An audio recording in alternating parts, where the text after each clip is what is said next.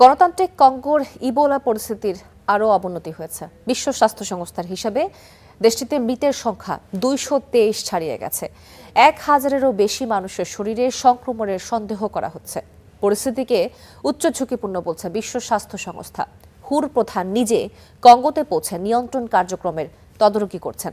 কঙ্গোর সাথে সীমান্ত বন্ধ করে প্রতিরোধ ব্যবস্থা জোরদার করেছে উগান্ডা।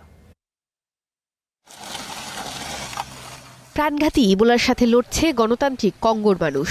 একদিকে ইবোলা তাদের প্রাণ কাটছে, অন্যদিকে জীবিকার কারণে তাদের জীবন বাঁচানোই দায় হয়ে উঠেছে।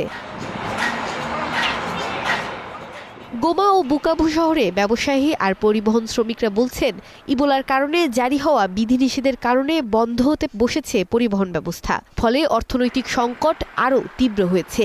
এসব শহরের অনেক ব্যবসা প্রতিবেশী রুয়ান্ডার উপর নির্ভরশীল, যা এখন বন্ধ হতে বসেছে।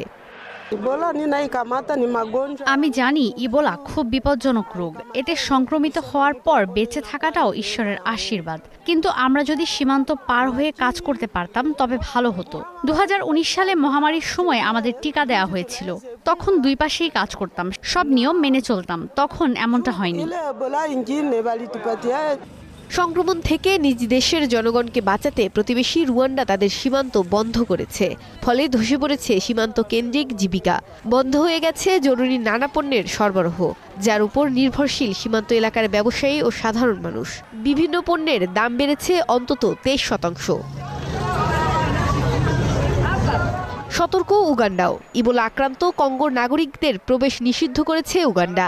দেশটিতে এখন পর্যন্ত 8 জন নিশ্চিত রোগী পাওয়া গেছে। এর আগে মৃত্যুর ঘটনাও ঘটেছে। দেশ জুড়ে তৈরি হয়েছে জরুরি অবস্থার মতো পরিস্থিতি। রাস্তায় বসেছে চেকপোস্ট, স্বাস্থ্য পরীক্ষা ছাড়া কাউকে পোস্ট পার হতে দেয়া হচ্ছে না। আমরা এখানে পানি ভর্তি বেসিন রেখেছি। মানুষ হাত ধোয়ার পর আমরা তাদের শরীরের তাপমাত্রা মাপি এবং তাদের মাস্ক পরার উপর জোর দিই। এরপর তাপমাত্রা নেওয়ার পর আমরা তাদের জিজ্ঞাসা করি তারা কোথায় থেকে এসেছে, কোথায় যাচ্ছে এবং আগে কোথায় কোথায় ছিল। তারপর আমরা তাদের যেতে দিই।